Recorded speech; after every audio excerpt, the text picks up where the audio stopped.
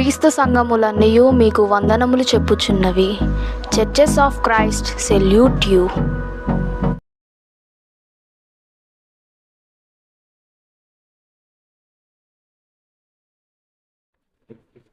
ప్రార్థన చేసుకుందాం. ప్రార్థన. జీవము గల తండ్రి, కృప కలిగిన దేవ, సర్వోన్నతుడా, సర్వాధికారి, మీకే స్తుతులు స్తోత్రాలు చెల్లిస్తున్నా. గడిచిన కాలమంతయు మీ బలిష్టమైన రెక్కల చాటున మమ్మల్ని భద్రపరుచుకొని ఈ సమయం వరకు మమ్మల్ని సజీవులుగా బ్రతికించి మీ ప్రియకుమారుని సంఘములో ఈ విధంగా ఆరాధించుట కొరకు, మహిమపరచుట కొరకు మమ్మల్ని సిద్ధపరిచి నడిపించిన అనాది సంకల్పమును బట్టి కృతజ్ఞతాస్తుతులు చెల్లిస్తున్నా. ఈ సమయంలో నా తండ్రి, మేము పాడిన పాటల ద్వారా మా స్తుతులపై సింహాసీనుడివై మహిమ పొందిన విధానమును బట్టి కృతజ్ఞతలు. అలాగనే ఈ సమయంలో నీ మాటలు వినబోచుండగా మా అందరికీ వినగలిగిన చెవిని, గ్రహించగలిగిన మంచి మనస్సును, అర్థం చేసుకునే జ్ఞాన వివేచనలు అనుగ్రహించమని వేడుకొనుచున్నాం.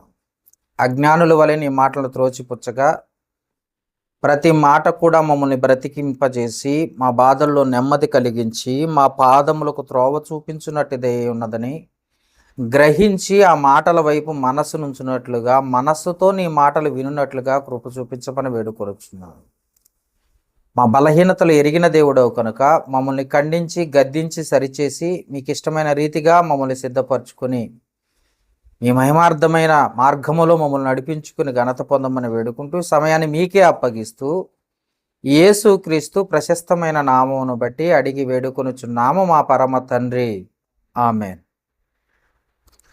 కూడి వచ్చిన దేవుని పిల్లలైన మీ అందరికీ కూడా మన ప్రభువును లోకరక్షకుడు క్రీస్తు యేసు నామంలో హృదయపూర్వక వందనాలు తెలియజేసుకుంటున్నాను. ఈ సమయాన్ని ఇచ్చిన దేవాది దేవునికి మొదటిగా కృతజ్ఞతాస్తుతులు చెల్లిస్తున్నాము. ఈరోజు ఒక మంచి అంశాన్ని మనం నేర్చుకోవడానికి ప్రయత్నం చేద్దాం. ఎందుకంటే నాకు ఈరోజు చాలామంది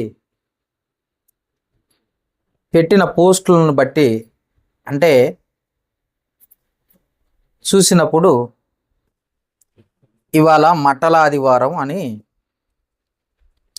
అంటూ చాలామంది పోస్టులు పెట్టారు, శుభాకాంక్షలు తెలియజేశారు. మనకేమో అలాంటివి లేవు, జనమేమో అలాంటివి ఉన్నాయని పట్టించుకునే పరిస్థితి వచ్చింది. నిజం చెప్పినా నమ్మని స్థితిలో ఉన్నారు చాలామంది. అటు వారిని కాదు, కానీ మనకి దేవుడిచ్చిన పరిశుద్ధ గ్రంథమును బట్టి కొద్ది నిమిషాలు మనం కూడా ఒక మంచి వర్తమానాన్ని వినటానికి ప్రయత్నం చేద్దాం. అంశం ఏంటంటే, సిలువ నుండి మనము నేర్చుకోవాల్సింది ఏమిటి? సిలువ నుండి మనము నేర్చుకోవాల్సింది ఏమిటి అన్న చిన్న అంశం ద్వారా కొద్ది నిమిషాలు పరిశుద్ధమైన దేవుని వాక్యాన్ని ధ్యానించడానికి ప్రయత్నం చేద్దాం. సిలువ నుండి మనం నేర్చుకోవాల్సింది ఏమిటి అన్న అంశం ద్వారా మన రక్షకుడైన యేసుక్రీస్తు సిలువను గూర్చి మనం ఎన్నో పాఠాలు నేర్చుకోవడానికి అవకాశం ఉంది. ఎన్నో పాఠాలు మనం నేర్చుకోవచ్చు కూడా. మన రక్షకుడైన యేసుక్రీస్తుని గూర్చి, ఆయన సిలువను గూర్చి మనం ఎన్నో పాఠాలు నేర్చుకోవచ్చు. మనము మన దృష్టి సిలువపై ఉంచినప్పుడు చాలా సంఘ సమస్యలను మరియు వ్యక్తిగత సమస్యలు, అనేక సమస్యలు తొలగిపోవటానికి ఖచ్చితంగా అవకాశం ఉంటుంది, దృఢ నిశ్చయం కూడా ఉంటుంది. ఎందుకంటే అంత గొప్ప సిలువ ధ్యానమును మనం నేర్చుకోవచ్చు, సిలువలో ఉన్న విషయాలను నేర్చుకోవచ్చు. కాబట్టి సిలువ అనేసరికి చాలా సింపుల్గా మనం అనుకుంటాం, కానీ ఆ సిలువలో ఏం జరిగిందన్నది మనం చాలా నేర్చుకోవాల్సిన పాఠమే ఇది. మొదటిగా మనం చూసినప్పుడు మన పైన ఉన్న తండ్రి అయిన దేవుని ప్రేమ క్రీస్తు ద్వారా మనకు చూపబడుతుంది. సిలువను చూడగానే సిలువ నుండి మనం నేర్చుకోవాల్సింది ఏంటంటే, మన పైన తండ్రి అయిన దేవుని ప్రేమ క్రీస్తు ద్వారా మనకు చూపబడుతుంది. ఎలాగూ అని మీరు అడిగితే, యోహాను సువార్త 3వ అధ్యాయము 16వ వచనం మనందరికీ తెలిసిన మాటే. దేవుడు లోకమును ఎంతో ప్రేమించెను, కాగా తన అద్వితీయ కుమారునిగా పుట్టిన వాని యందు విశ్వాసముంచు ప్రతివాడు నశింపక నిత్య జీవము పొందునట్లు ఆయన అనుగ్రహించినని రాశం. అంటే దేవుని ప్రేమ ఎలా ఉంది అని అంటే, మన పట్ల దేవుని ప్రేమ ఎలా ఉందంటే, తన కుమారుని మనకు అనుగ్రహించాను. తన కుమారుని మనకి ఇచ్చాడు. అంత గొప్ప ప్రేమ కనపడుతుంది. అంతేకాకుండా ఆయన ప్రేమను గురించి మనం తెలుసుకోవాలంటే, రోమీలకు రాసిన పత్రిక, కొంచెం మీరు స్పీడ్గా రాసుకోండి. రోమీలకు రాసిన పత్రిక 5వ అధ్యాయము 8వ వచనములో, అయితే 8వ వచనం చదువుతున్నాను. 5వ అధ్యాయం 8వ వచనం. అయితే దేవుడు మన ఎడల తన ప్రేమను వెల్లడిపరుచుచున్నాడు అన్నాడు. దేవుడట, తండ్రి అయిన దేవుడు మన ఎడల తన ప్రేమను వెల్లడిపరుచుచున్నాడు. ఎట్లనగా, మనం ఇంకనూ పాపులమై ఉండగానే క్రీస్తు మన కొరకు చనిపోయాను అన్న మాటను చూస్తున్నాం. ఎంత ప్రేమ అంటే, మనం ఇంకనూ పాపులమై ఉండగానే క్రీస్తు మన కొరకు చనిపోయాడు. మనం ఇంకా మారు మనసు పొందకముందే మన కొరకు త్యాగం చేశాడు. మనం ఇంకా దోషులుగాను దేవుని దృష్టిలో అపరాధులుగాను జీవిస్తున్నప్పుడే మనము రక్షణ పొందాలని, మనల్ని రక్షించాలని, పరలోకానికి నడిపించాలనే ఆశ కలిగి తండ్రి అయిన దేవుడు ప్రేమించి తన కుమారుణ్ణి మనకిస్తే ఆయన ఏమైపోయాడట? బలైపోయాడు. మనం ఇంకా పాపులమై ఉండగానే క్రీస్తు మన కొరకు చనిపోయాను అని రాసు. అంటే ఎంత గొప్ప ప్రేమో చూడండి ఒకసారి ఆలోచిస్తే. తండ్రి అయిన దేవుని ప్రేమ ఎంత గొప్పది, ఎల్లడిపరుస్తున్నాడని చెప్తున్నాడు, తెలియజేస్తున్నాడు ఆయన ప్రేమ. కొరింథీయులకు రాసిన 2వ పత్రిక, కొరింథీయులకు రాసిన 2వ పత్రిక 9వ అధ్యాయము, 2వ పత్రిక, జాగ్రత్తగా తీయాలి, బైబిల్ స్పీడ్గా ఉండండి. కొరింథీయులకు రాసిన 2వ పత్రిక 9వ అధ్యాయం 14-15 వచనాలు చూడండి. లాస్ట్ మరియు మీ ఎడల దేవుడు కనపరిచిన అత్యధికమైన కృపను చూసి వారు మీ నిమిత్తము ప్రార్థన చేసు మిమ్మల్ని చూడవలనని ఎక్కువగా కోరిక గలవారై ఉన్నారు. చెప్పశక్యము కాని ఆయన వరమును గూర్చి దేవునికి స్తోత్రము అన్నాడు. అంటే అత్యధికమైన కృపను దేవుడు మనకి ఇస్తున్నాడు, మన పైన ప్రేమ చూపిస్తున్నాడు.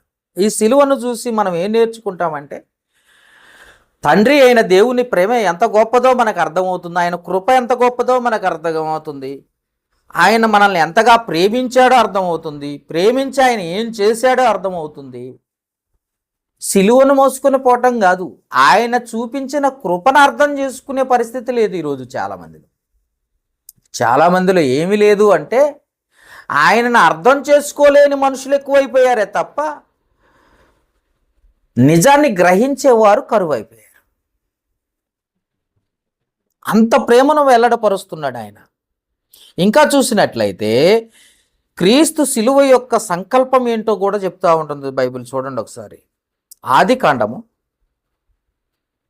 మనం చాలాసార్లు చదువుకున్న మాట, 3వ అధ్యాయం 15వ వచనం.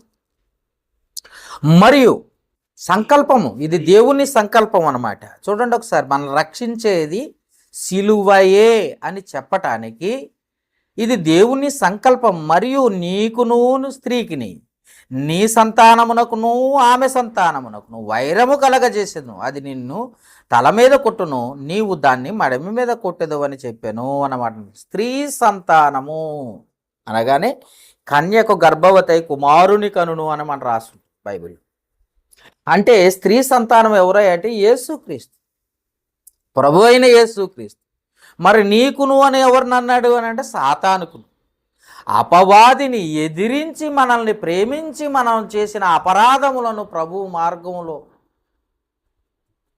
విమోచింపబడి పరలోకానికి చేర్చబడాలన్నదే తండ్రి అయిన దేవుని సంకల్పం. దేవుని సంకల్పం ఎంత గొప్పది అని అంటే, మనం అపరాధంలో పడిపోతామని తెలిసి కూడా మనల్ని రక్షిస్తున్నాడు. మనం ఇంకా పాపులుగా ఉండగానే ప్రాణం పెట్టాడు. అంత గొప్ప సంకల్పం ఆయన. అంతేకాకుండా కీర్తనల గ్రంథము 22వ అధ్యాయము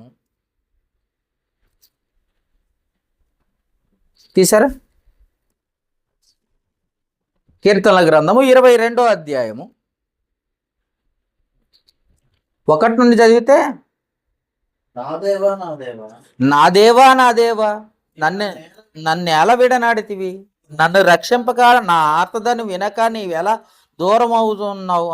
నా దేవా పగలు నేను మొరపెట్టుతున్నాను. ఇక్కడ ఈ మాటలను మనం ఉదాహరణగా తీసుకున్నట్లయితే ప్రభు అయిన యేసుక్రీస్తు సిలువలో చెప్పిన మాటలు అర్థమవుతుంటాయి. ఆయన బాధ ఎంతున్నా మన కొరకు భరించినట్లుగా కనపడతా ఉంటాం ఈ మాటలు. ఎంత బాధను భరించాడు అని అంటే, ఆయన గురించి అంటే మనల్ని గురించి ఆయన ఎంత బాధను భరించాడని అర్థం చేసుకోగలిగితే 31వ వచనంలో 31 వచనాల్లో మనకు అర్థమవుతుంటుంది.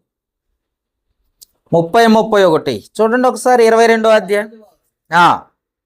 ఒక సంతతి వారు ఆయన సేవించెదరు, రాబోతరంనకు ప్రభువును గూర్చి వివరింతును. ఒక సంతతి వారు అనగానే అబ్రహాము సంతతి వారు ఒకప్పుడు దేవుణ్ణి సేవించెదరు, కానీ రాబోతరమునకు ప్రభువును గూర్చి వివరింతుముదురు. వాళ్ళు ఏం చేస్తారు తెలుసా? ప్రపంచం మొత్తం వివరణ అయిపోతుంది. అందుకే సర్వలోకమునకు వెళ్ళి సర్వసృష్టికి సువార్త ప్రకటించండి. నమ్మి బాప్తిసము పొందినవాడు రక్షింపబడును, నమ్మని వానికి శిక్ష విధింపబడును అని చెప్పబడ్డ మాటను చూస్తున్నాం. ఒకని మరణం అనేది దేవుని సంకల్పమైంది. అది ప్రభు అయిన యేసుక్రీస్తు మరణం. అంతేకాకుండా వారు వచ్చి 22వ అధ్యాయం కీర్తనల గ్రంథము 31, వారు వచ్చి ఆయన దాన్ని చేసేదనని పుట్టబో ప్రజలకు తెలియజేతురు, ఆయన నీతిని వారికి ప్రచురపరుతురు అని రాసింది. అంటే యేసుక్రీస్తు మరణించిన మరణమును ఇతరులకు ప్రచురపరిచే అంత స్థితి మనకి ఇచ్చాడని చెప్తుంది బైబిలు. కానీ సిలువను చూసి చెక్క సిలువలో ఒకటి పట్టుకొని ఆ రోడ్ల మీద తిరిగే స్థితికి వచ్చేసారు చాలామంది.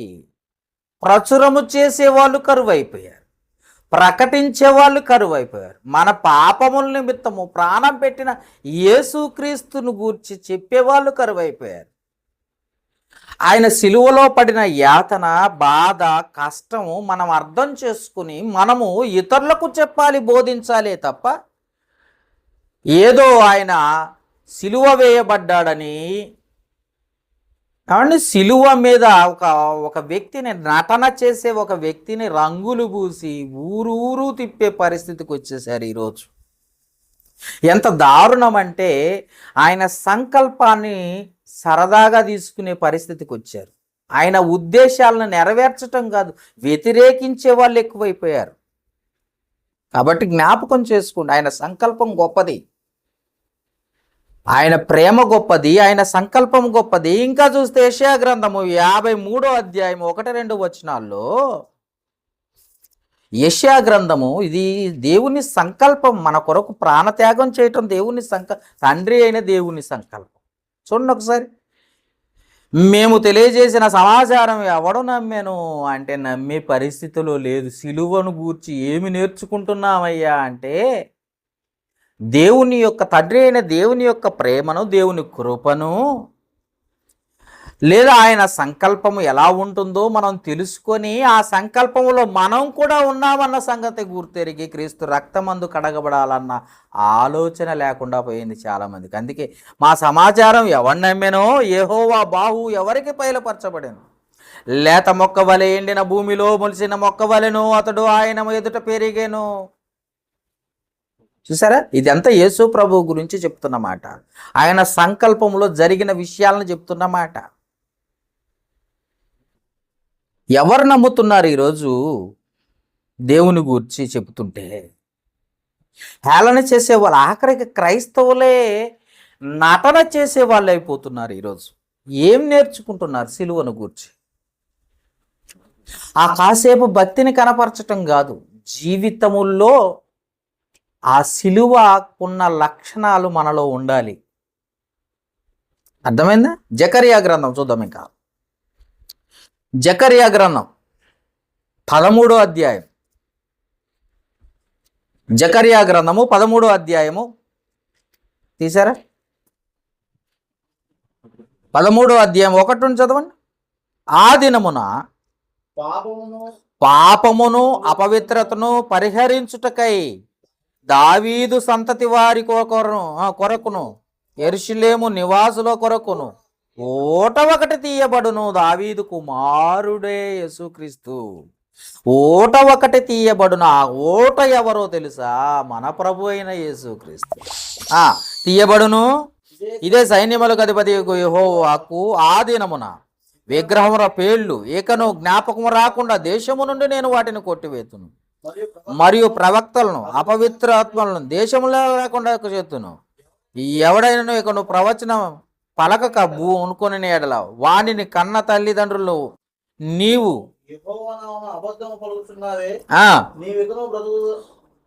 బ్రతకదానని వారితో చెబుతురు.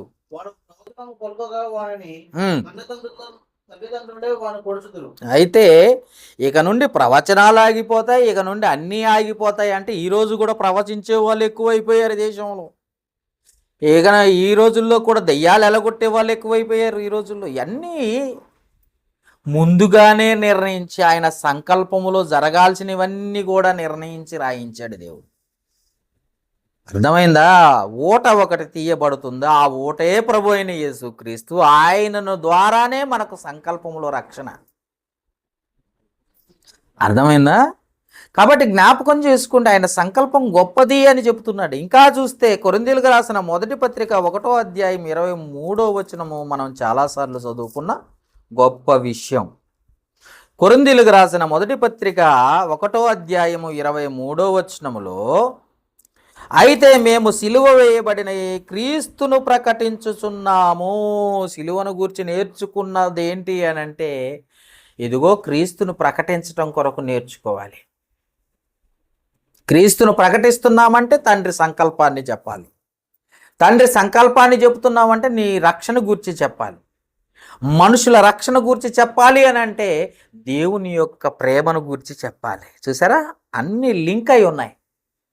కాబట్టి జ్ఞాపకం చేసుకోండి, క్రీస్తుని ప్రకటిస్తున్నామంటే ఎవరు ప్రకటిస్తున్నారు? ఎంతమందిని రక్షిస్తున్నారు? రక్షణ కాదండి, ఈరోజు రక్షింపబడేవారు కూడా లోకంలో కలిసిపోతున్నారు. సత్యము తెలియక కొంతమంది, సత్యం తెలిసినా కానీ లోకంలో కలిసిపోయేవాళ్ళు కొంతమంది. ఇలా నశించిపోయే ఆత్మను రక్షించాలనే సిలువ నుండి మనం నేర్చుకోవాల్సిన పాఠాలు వదిలిపెట్టి సిలువలను పట్టుకొని తిరుగుతున్న ఈ ఎవరండి? విగ్రహారాధికులైన క్రైస్తవులను చూస్తున్నాం మనం. చూసారా? కాబట్టి జ్ఞాపకం చేసుకోండి, ఇలాంటి లక్షణాలు ఉన్నాయి. ఇంకా చూద్దాము.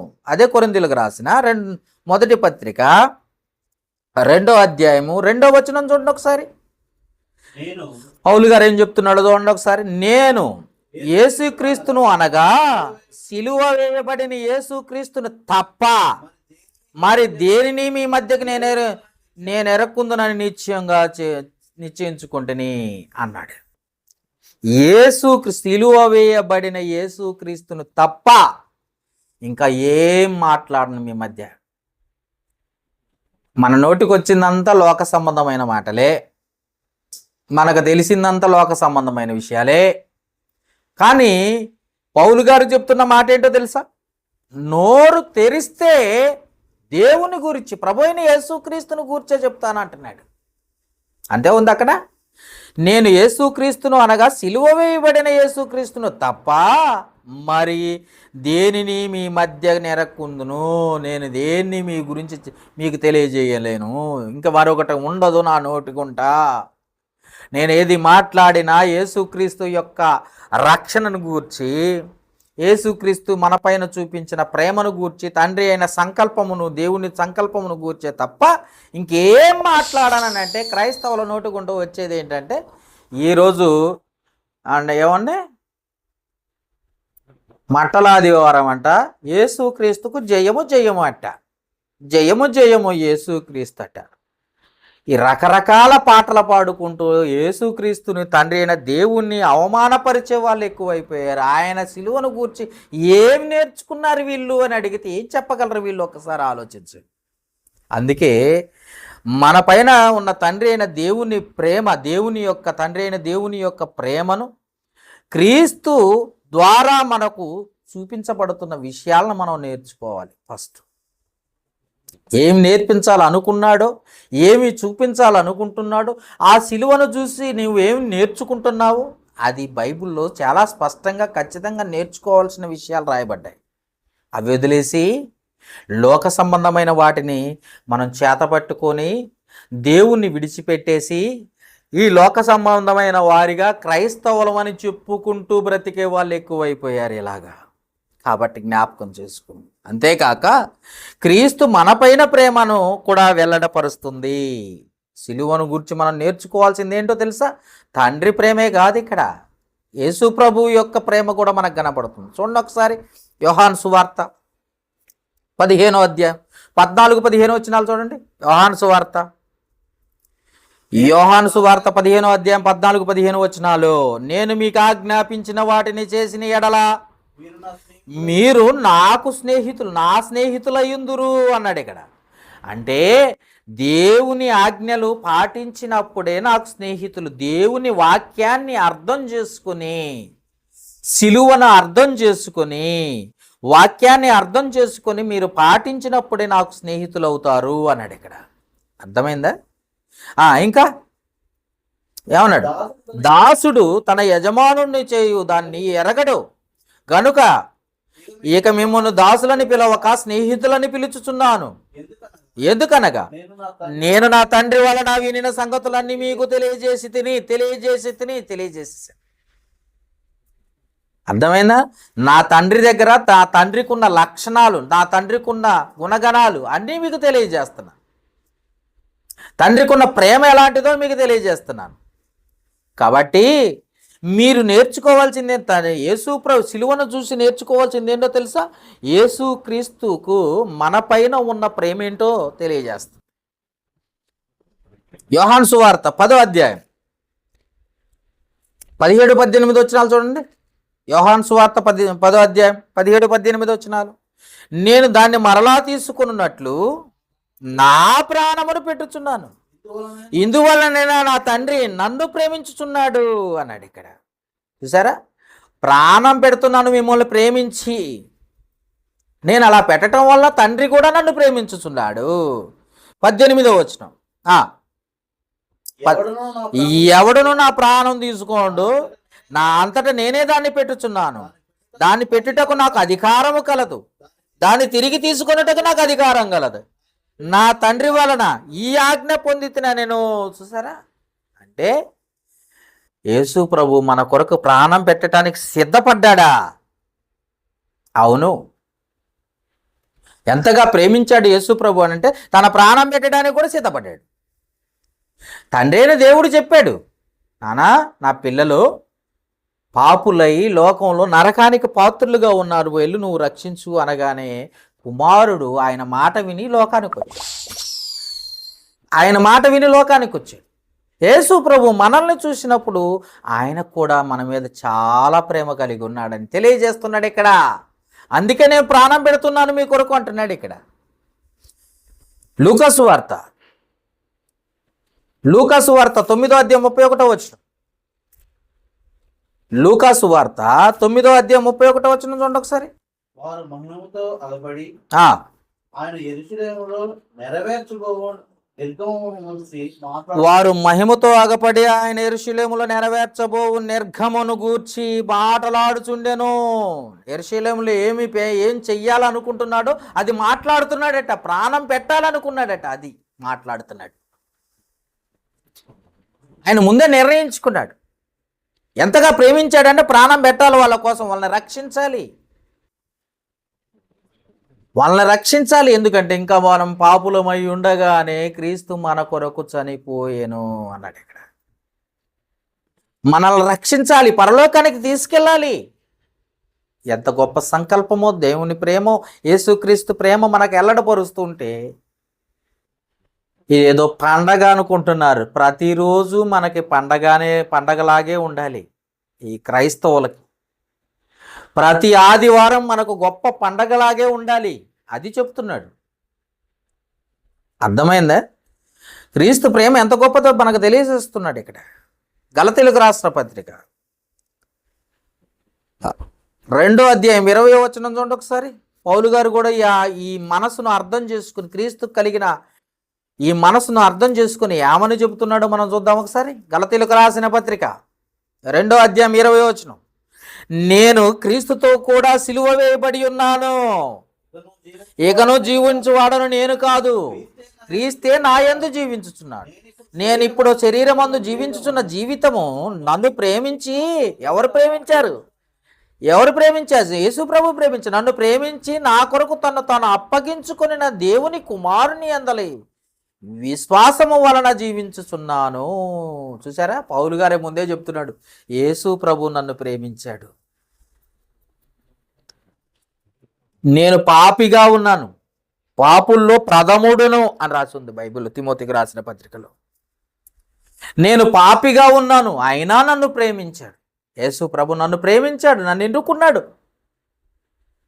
ఆయన ప్రేమ గొప్పది. అందుకే నేను ఇకను జీవించువాడను నేను కాదు, క్రీస్తే నా యందు జీవించుచున్నాడు అన్న మంచి మనసు సిలువను చూసి నేర్చుకోవాలి. మనం సిలువను చూసి నేర్చుకోవాల్సిన పాఠం ఇది. ఏమి నేర్చుకుంటున్నాం సిలువను గూర్చి? ఇంకా చూస్తే సిలువను గూర్చి నేర్చుకునేటప్పుడు పాపము యొక్క భయంకరమైన స్థితిని మనకు తెలియజేయాలి.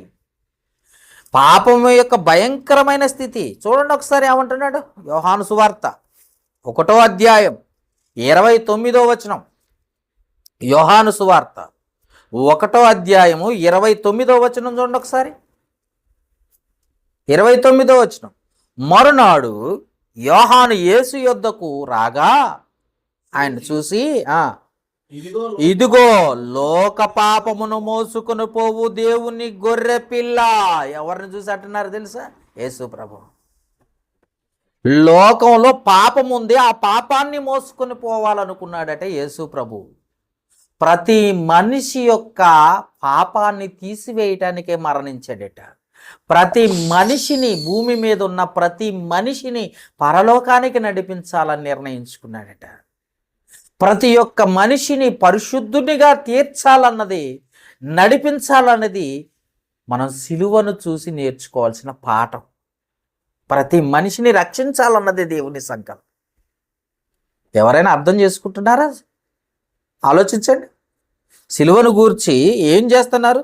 సిలువను గూర్చి పాటలు పాడటం అయితే తెలుసు, కానీ సిలువను గూర్చి నేర్చుకోవాల్సిన పాఠాన్ని వదిలిపెట్టేశారు. లోకంలో భయంకరమైన పాపం ఉంది. లోకం అంత పాపముతో నిండి ఉంది. ఆ పాపములో నుండి మనల్ని రక్షించాలన్నదే దేవుని యొక్క ఉద్దేశం. ఆ భయంకరమైన స్థితి నుండి విడుదల పొందాలి, విడుదల చెయ్యాలన్నదే దేవుని ఉద్దేశం. మనం ఆయన యందు దేవుని నీతి యగునట్లు పాపమెరగనే ఆయన మన కోసం మరణించాడన్న సంగతి తెలుసుకోవాల్సిన అవసరత. మన పాప భారాన్ని ఆయన మోసినట్లుగా మనం చూడగలం. కొరింథీయులకు రాసిన 2వ పత్రిక 5వ అధ్యాయం 21వ వచనం. కొరింథీయులకు రాసిన 2వ పత్రిక 5వ అధ్యాయం 21వ వచనం తీయండి ఒకసారి. 2వ పత్రిక తీసారా? 5వ అధ్యాయం 21వ వచనం. ఎందుకనగా మనం ఆయన యందు దేవుని నీతి అగునట్లు పాపమెరగని ఆయన మన కోసం పాపముగా చేసెను అని రాసుంటుంది. అసలు పాపమే ఎరగనే వాడు ప్రభు అయిన యేసుక్రీస్తు అయితే మన కోసం ఆయన పాపముగా చేసెను. మన కోసమా? అవును. ఆ సిలువను చూసేసరికి మన కోసమే ఆయన సిలువ మరణం పొందాడు. మన కోసమే ఆయన పాపమయ్యాడు. మనం చేసిన పాప భారం ఆయన మీద ఆయన మోసాడు. ఇది మనం అర్థం చేసుకోవాల్సిన అవసరత. అంతేకాకుండా కొరింథీయులకు రాసిన మొదటి పత్రిక 15వ అధ్యాయం 1వ వచనం చూడండి ఒకసారి. కొరింథీయులకు రాసిన మొదటి పత్రిక 15వ అధ్యాయం 1వ వచనం. మరియు సహోదరులారా మరియు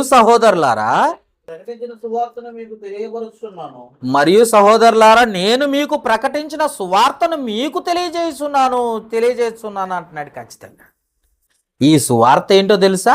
మన కోసము సిలువలో ప్రభువు మరణించాడు. ప్రతి మనిషిని రక్షించటానికి, పాపము నుండి విడుదల పొందేటట్లుగా ప్రతి వారిని రక్షించాలి, నడిపించాలి అన్నది దేవుని యొక్క సంకల్పం. అర్థమైందా? కొరింథీయులకు రాసిన మొదటి పత్రిక 2వ అధ్యాయం 2వ వచనం కూడా మరొకసారి చదువుదాం. 2వ అధ్యాయం 2వ వచనం. మొదటి పత్రిక 2వ అధ్యాయం 2వ వచనం మరొకసారి గుర్తు చేద్దాం. నేను యేసుక్రీస్తును అనగా సిలువ వేయబడిన యేసుక్రీస్తును తప్ప మరి దేన్ని తీసుకురావట్లేదు అంటున్న పౌలు గారు. అంటే అర్థం ఏంటి? యేసు ప్రభువుని, ఆయన రక్తాన్ని ద్వారా మనకు విడుదల పొందుకున్నాం. ఆయన రక్తము ద్వారా మనము రక్షింపబడ్డాం. ఆ సిలువ మోయిట ద్వారా మనకు విమోచన కలిగింది. ఇది మర్చిపోతే ఎలా? ఇది నేర్చుకోకపోతే ఎలా? ఒక్కసారి ఆలోచించండి. ఇది మర్చిపోతే ఎలా?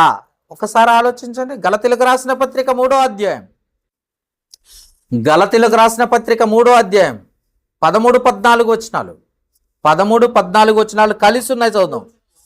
ఆత్మను గూర్చిన వాగ్దానము విశ్వాసము వలన మనకు కలుగునట్లు అబ్రహాము పొందిన ఆశీర్వచనము క్రీస్తు యేసు ద్వారా అన్యజనులకు కలుగుటకై క్రీస్తు మన కోసము శాపమై మనలను ధర్మశాస్త్రము నుండి శాపము నుండి విమోచించెను.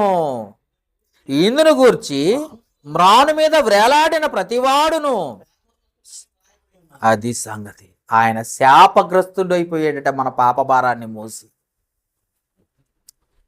మనం రక్షింపబడాలని, విశ్వాసముతో మనం రక్షింపబడాలని, ఆశీర్వచనము పొందాలని,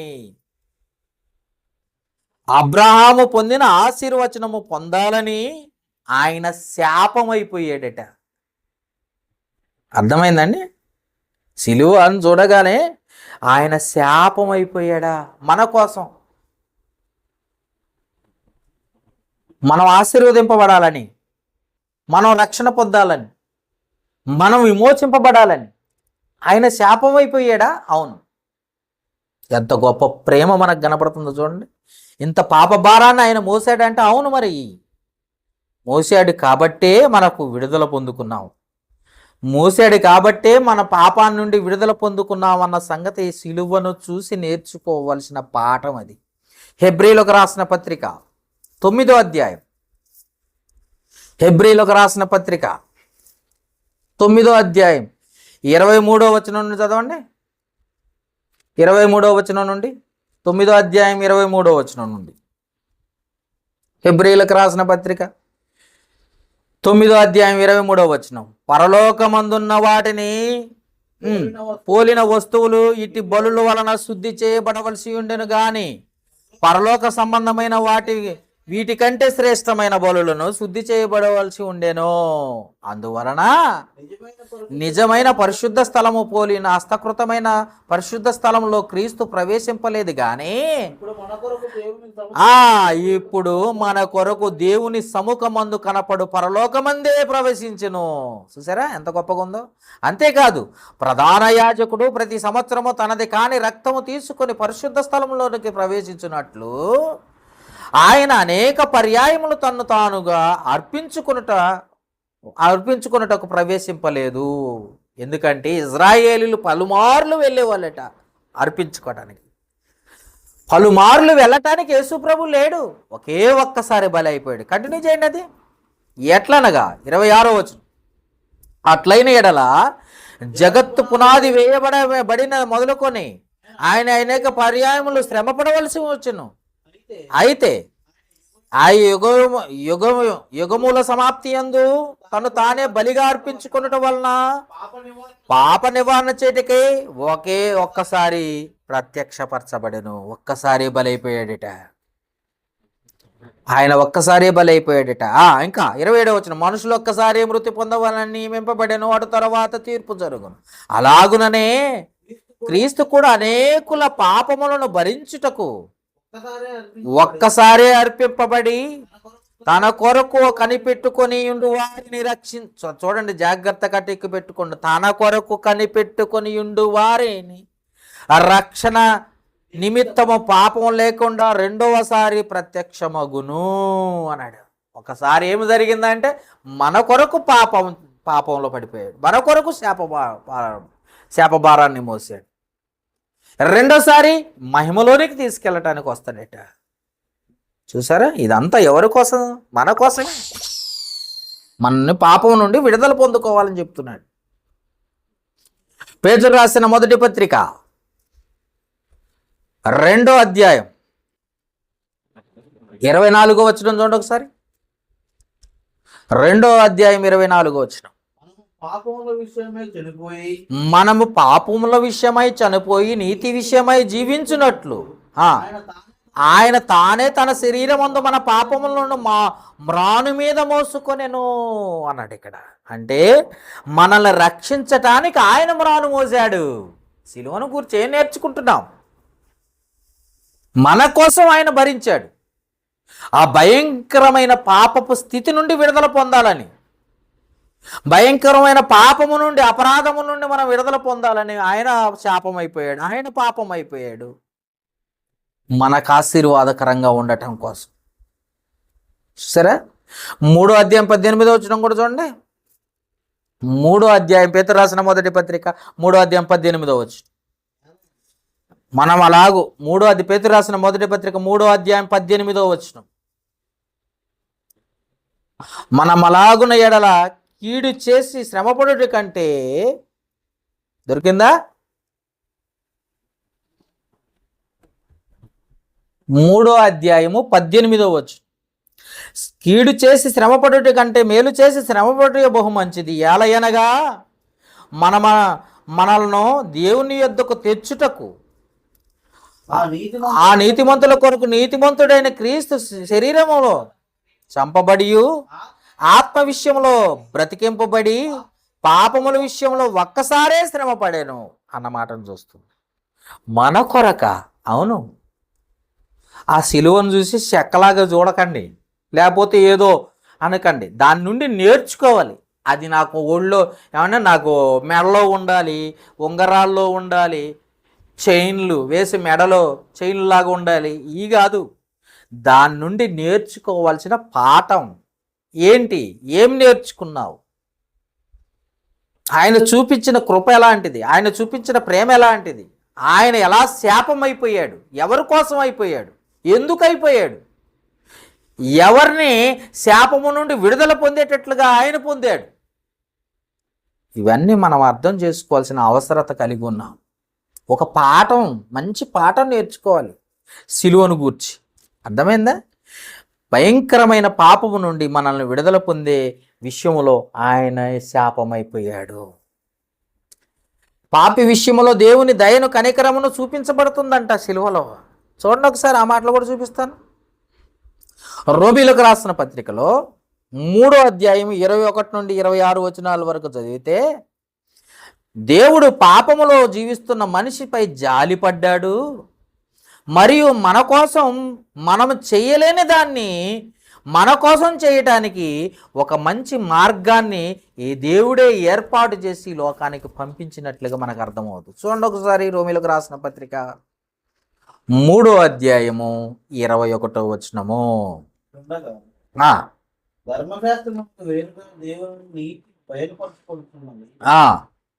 దానికి ధర్మశాస్త్రము ప్రవక్తలను సాక్ష్యం ఇచ్చుచున్నారు.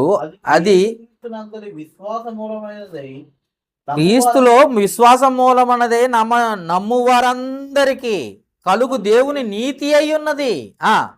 ఏ భేదం లేదు. అందరూ పాపం చేసి దేవుడు అనుగ్రహించు మహిమను పొందలేకపోతున్నారు. కాబట్టి నమ్మువారు ఆయన కృపచేతనే క్రీస్తు యేసు నందలి విమోచనము ద్వారా ఉచితముగా నీతిమంతులుగా తీర్చబడుతున్నారు అన్నాడు ఇక్కడ. అంటే మనము రక్షింపబడాలన్నదే, ఉచితంగా రక్షింపబడాలన్నదే ఆయన సంకల్పం. 25వ వచనం, పూర్వము చేయబడిన పాపములను దేవుడు తన ఓర్మి వలన ఉపేక్షించినందున ఆయన తన నీతిని కనపరచవలెనని క్రీస్తు యేసు రక్తమునందలి విశ్వాసము ద్వారా ఆయనను కరుణాధారముగా బయలుపరచెను. దేవుడు ఇప్పటి కాలమందు తాను నీతిమంతుడును యేసునందు విశ్వాసములు గల వాళ్ళని నీతిమంతునిగా తీర్చువాడినై ఉండుట వలన ఆయన అలాగూ చేసెను. చూసారా, మనల్ని నీతిమంతులుగా చేయటానికి క్రీస్తును బలి అయిపోయేటట్లు చేసేటట. సిలువను గూర్చి నేర్చుకోవాల్సిన పాఠం ఎంతో గొప్పది. అర్థమైందా? నేర్చుకోవాల్సిన పాఠం ఎంతో గొప్పది. ఇంకొకటి 6వ అధ్యాయం 23వ వచనంలో కూడా ఆ మాట ఉంటుంది చూడు. ఏలయనగా 6వ అధ్యాయం, రోమీయులకు రాసిన పత్రిక 6వ అధ్యాయం 23వ వచనం, ఏలయనగా పాపము వలన వచ్చు జీతము మరణమైతే దేవుని కృపావరము మన ప్రభు అయిన క్రీస్తు యేసునందు నిత్య జీవము. యేసు క్రీస్తులోనే నిత్య జీవం, ప్రతి మనిషికి నిత్య జీవం. యేసునందే మనకు నిత్య జీవం. ఆ సిలువలో మనం నేర్చుకోవాల్సింది ఏంటంటే, మనకు నిత్య జీవము ఇవ్వటానికే, కేవలం మనం పరలోకానికి చేరుకోవటానికి ఎంత గొప్ప త్యాగం చేశాడు ఆ యేసుక్రీస్తు. అది మనం నేర్చుకోవాల్సిన పాఠం. కొలస్సీలకు రాసిన పత్రిక 1వ అధ్యాయం 19వ వచనం చూడండి ఒకసారి. కొలస్సీలకు రాసిన పత్రిక 1వ అధ్యాయం 19వ వచనం, 19-22 వరకు. ఆయన యందు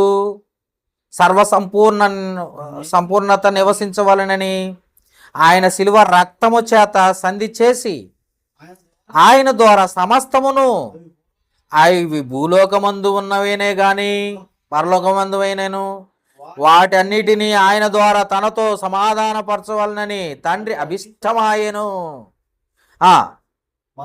మరియు గత కాలమందు దేవునికి దూరస్తులను మీ దుష్క్రియల వలన మీ మనస్సులో విరోధ భావం గలవారై ఉండినే మిమ్మును కూడా తన సన్నిధిని పరిశుద్ధులుగాను నిర్దోషులుగాను నిరపరాధులుగాను నిలబెట్టుటకు ఆయన మాంసయుక్తమైన దేహమందు మరణం వలన ఇప్పుడు మన సమాధానపరిచాను. చూసారా ఎంత గొప్ప విషయమో తెలుసా?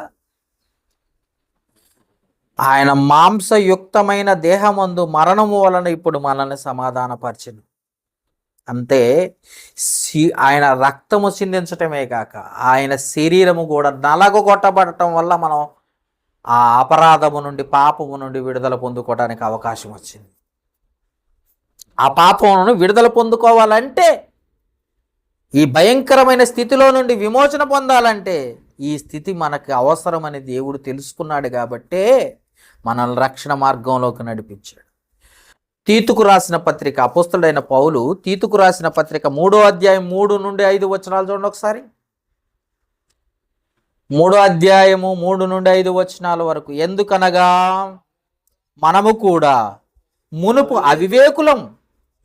అవిధేయులం మోసపోయిన వారమును నానా విధములైన దురాశలకును భోగములకును దాసులమై ఉండి దుష్టత్వము నుండి అసూయందును కాలము గడుపుచు అసహ్యులమై ఒకరినొకడు ద్వేషించుకుంటే మనం ఎలా ఉన్నా తెలుసా? మన డీటెయిల్స్ అంతా పూర్తి డీటెయిల్స్ ఇచ్చారు. ఒకప్పుడు క్రీస్తులో బాప్తీసం తీసుకోకముందు ఎలా ఉన్నామో ఇలాంటి డీటెయిల్స్ ఉంటిమి. కానీ మన రక్షకుడైన దేవుని యొక్క దయయు మానవుల ఎడల ఆయనకున్న ప్రేమయు ప్రత్యక్షమైనప్పుడు మనము నీతిని అనుసరించి చేసిన క్రియల మూలముగా కాక తన కనికరము చొప్పుననే పునర్జీవం అంటే బాప్తిసమైన స్నానము ద్వారాను పరిశుద్ధాత్మ మనకు నూతన స్వభావం కలుగజేయటం ద్వారాను మనల్ని రక్షించెను. ఇదండి దేవుని సంకల్పం. మన స్థితిగతులను మార్చటానికి, మనకున్న ఉద్దేశాలను మార్చటానికి ఆ సిలువలో ఆయన బలైపోయాడు. ద్వేషం, కలహం, కుట్ర ఇవన్నీ తీసివేసుకొని పరిశుద్ధంగా ఉండాలని, నీతిమంతులుగా ఉండాలని, అట్టి పాపము నుండి మనల్ని విడుదల పొందుకోవడానికి అది కూడా బాప్తిసము ద్వారా, క్రీస్తు రక్తము ద్వారా పరిశుద్ధులుగా చేయటానికి ఆయన శిలువ మరణం పొందాడు. అర్థమైందా? ఆయన శిలువ మరణంలో ఆయన దయ, ఆయన కనికరం మనకు కనపడుతుంది. శిలువలో ఆయన దయ, ఆయన కనికరం కనపడుతుంది. ఈనాటి క్రైస్తవులకు ఏం కనపడుతుంది? శిలువ కనపడుతుంది. అందుకే శిలువను గూర్చి ఎన్నో ఫోటోలండి, ఎన్నో ఇమేజెస్ మనం చూస్తున్నాం. అసలు నేర్చుకోవాల్సిన పాఠం వదిలిపెట్టేశారు, నేర్చుకోవాల్సిన ఉద్దేశాలు వదిలిపెట్టేశారు. శిలువను చూస్తే ఏం నేర్చుకోవాలో అది వదిలిపెట్టేసి లోక సంబంధమైన వాటి అన్నిటినీ నేర్చుకుంటున్నారు ఈరోజు క్రైస్తవులు. అవునా? శిలువను గురించి ఇంకేం నేర్చుకోవాలట? విధేయత యొక్క గొప్పతనం చూపించాడట శిలువలో. చూడండి ఒకసారి, ఆ మాటలు కూడా చూపిస్తాను. హెబ్రీలకు రాసిన పత్రిక 5వ అధ్యాయం 7 నుండి 9 వచనాలు చూడండి ఒకసారి. విధేయత అనున్నది ఖరీదైనది, అయినప్పటికీ అలాంటి విధేయత మనకు ఇంకా ఎక్కడ కనపడదు. చూడండి ఒకసారి, హెబ్రీలకు రాసిన పత్రిక 5వ అధ్యాయం 7 నుండి 9 వచనాలు చూడండి. శరీరధారి ఉన్న దినములలో మహాతోను కన్నీళ్లతోను తన మరణం నుండి రక్షింపగల వానికి ప్రార్థనలను యాచనలు సమర్పించి భయభక్తులు కలిగిన ఉన్నందున ఆయన అంగీకరింపబడింది. ఆయన కుమారుడయుండి తాను పొందిన శ్రమల వలన విధేయతను నేర్చుకు మరియు ఆయన సంపూర్ణ సిద్ధి పొందిన వాడై చేరిన ప్రధాన యాజకుడిని దేవుని చేత పిలువబడి తనకు విధేయులైన వారందరికీ నిత్య రక్షణకు కారకుడాయను అని రాస్తుంది. చూసారా? ఆయన లేకుండా నిత్య రక్షణ లేదు, ఆయన లేకుండా నిత్య జీవం లేదు, ఆయన లేకుండా తండ్రితో సమాధానం లేదు. అన్నిటికీ కారణం ఎవరంటే మన ప్రభు అయిన యేసుక్రీస్తు. అందుకే ఆయన విధేయత ద్వారా, సిలువను చూస్తే మనం ఏం నేర్చుకోవాలట? ఆయనకున్న విధేయత. సిలువను చూడంగానే మనం ఏం నేర్చుకోవాలా? విధేయత. దేవునికి పట్ల మనం ఎంత విధేయత కలిగి ఉన్నా ఒకసారి ఆలోచించండి. దేవుని పట్ల మనం ఎంత విధేయత కలిగి ఉన్నా ఒకసారి ఆలోచించండి. విధేయత చూడండి ఒకసారి. లూకాసు వార్త 14వ అధ్యాయం 25వ వచనం. లూకాసు వార్త 14వ అధ్యాయం 25 నుండి 27 వరకు చూడండి ఒకసారి. వెలుచుండగా ఆయన వారి తట్టు తిరిగి, ఎవడైనను నా యొద్దకు వచ్చి తన తండ్రిని, తల్లిని, భార్యని, పిల్లలను, అన్నదమ్ములను, అక్క చెల్లెలను తన ప్రాణంతో సహా ద్వేషింపకుంటే వాడు నా శిష్యుడు కానేరడు. మరియు ఎవడైనను తన శిలువను మోసుకొని నన్ను వెంబడింపని ఎడల వాడు నాకు శిష్యుడు కానేరడు అన్నాడు. ఇక్కడ చూసారా? సమస్తమును విడిచిపెట్టి అన్న మాట వస్తుంది అక్కడికి వచ్చేసరికి. ఆఖరికి ప్రాణాన్ని కూడా త్యాగం చేసేటట్లుగా ఉండాలి. ఎందుకంటే నీ కోసం ప్రాణ త్యాగం చేశాడు ఆయన. నీ విధేయత ఎలా ఉండాలి తెలుసా? నువ్వు కూడా అంత ప్రాణ త్యాగం చేసే, దేవుని కోసం ప్రాణ త్యాగం చేసేటట్లు ఉండాలి. నీవు కూడా దేవుని కొరకు అంతే సంపూర్ణమైన సమర్పణ కలిగి జీవించేటట్లు ఉండాలి. ఇది మనకు నేర్పిస్తున్న పాఠం. ఆయన ఎంత విధేయత కలిగి ఉన్నాడో నువ్వెంత విధేయత కలిగి ఉన్నావు ఒకసారి ఆలోచించు. నీ కొరకు బలైపోవటానికి ఎంత విధేయత చూపించాడు సిలువలో. మరి నీకున్నది ఏది? నీకున్న విధేయత ఎక్కడా?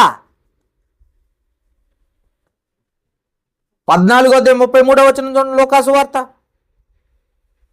14వ అధ్యాయం 33వ వచనం. లూకాసు వార్త. ఆ ప్రకారమే మీలో తనకు కలిగినదంతయు విడిచిపెట్టని వాడు నా శిష్యుడు కానేరడు. కలిగినదంతయు విడిచిపెట్టకపోతే నాకెప్పటికీ శిష్యుడు కాలేడు.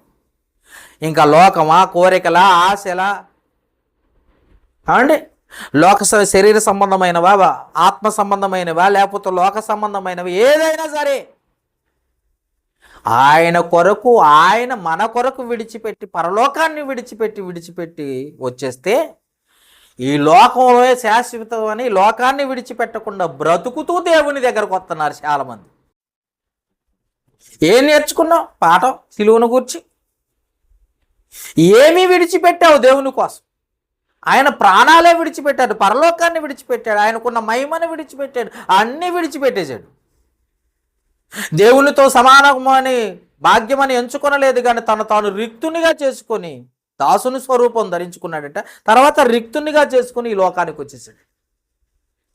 ఏమీ లేనివాడిగా వచ్చాడు. అందుకే నక్కలకు బొరియలుండును, ఆకాశ పక్షులకు ఆ గూళ్ళు ఉన్నాయట, కానీ మనిషి కుమారుడు తలవాల్చుకోవడానికే చోటు లేని స్థితికి వెళ్ళిపోయి అంతగా తగ్గించుకొని విధేయత చూపించి మన కోసం బలైపోతే మనం ఆయన కోసం ఏమి విడిచిపెడుతున్నాం?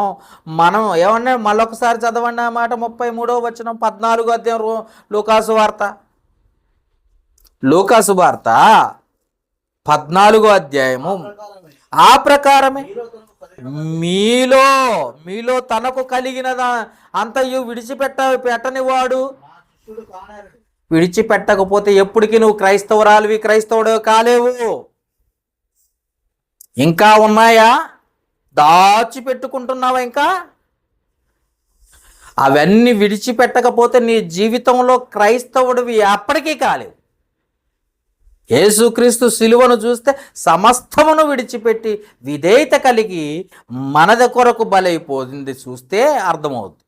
మరి మనము విశ్వాసము ద్వారా దేవుని పిల్లలమయ్యామని చెబుతున్న మనము దేవుని కోసం ఏం విడిచిపెడుతున్నామన్నది మనం కూడా ఆలోచించాలి. లేకపోతే ఎప్పటికీ శిష్యుడు కాలేరు, దేవుని పిల్లలం కాలేము. అర్థమైందా? మత్తయి సువార్త 20వ అధ్యాయం 28వ వచనం. మత్తయి సువార్త 20వ అధ్యాయం 28వ వచనం. అలాగే మనిషి కుమారుడు పరిచారము చేయించుకొనుటకు రాలేదు కానీ అన్నాడు. ఇక్కడ పరిచర్య చేయించుకుంటున్నాడా? అవును. ఈ మధ్య కాలంలో చాలామంది సేవకులు అలాగే తయారయ్యారు. సంఘంతోటి పరిచర్యలు చేయించుకోవాలట. ఇది దేవుని పని అంట. దేవుని పని అంటేనే సువార్త ప్రకటించడం పక్కకు పెట్టేసి వీళ్ళ సొంత పనులు చేయించుకునే పాస్టర్లు ఎక్కువైపోయారు ఈ మధ్య. ఇలా చేస్తే దేవుడు ఆశీర్వదిస్తాడా? మనుషులకు సేవ చేయమని ఎవరు చెప్పారు నీకు? మనుషులకు సువార్త ప్రకటించు, బేదలకు సువార్త ప్రకటించమంటే, బేదలంటే ఏమన్నా రోడ్డు మీద ఉన్న వాళ్ళకి కాదు, ఆత్మకు రక్షణ లేని వారికి బేదలకు సువార్త ప్రకటించు. కాబట్టి ఏమంటున్నాడు తెలుసు? ఖచ్చితమైన విషయాలు ఇవన్నీ. సిలువను గురించి ఏం నేర్చుకున్నావు అని అడిగితే నువ్వు చెప్పాల్సిన విషయాలు ఇవి. తాను రిక్తునిగా అందుకే మనిషి కుమారుడు పరిచారం చేయించుకున్నట్టుకు రాలేదు. కానీ ఈ పాస్టర్ల కాళ్ళు గడిగించుకుంటారు, ఏమండి ఇసిరిచ్చుకుంటారు. చాలామంది ఏమంటారనే, గాలి రావట్లేదమ్మా కొంచెం ఇసిరమ్మా అంటే, అయ్యగారు అలాగే అయ్యగారు. కాళ్ళు గడిగించే వాళ్ళు ఎక్కువైపోయారు ఈ మధ్య. కాళ్ళు గడిగే అబద్ధ క్రైస్తవులు కూడా ఎక్కువైపోయారు, దొంగలు ఎక్కువైపోయారు. అందుకంటే మొట్టమొదటి గుర్తు పెట్టుకోవాల్సింది, లోకం అంతా దొంగల ముఠాదొగ్గు ఉండింది. ఎటు చూసినా నిజమైన క్రైస్తవులు లేరు, నిజమైన వాక్యాన్ని తెలుసుకున్న వారు లేరు.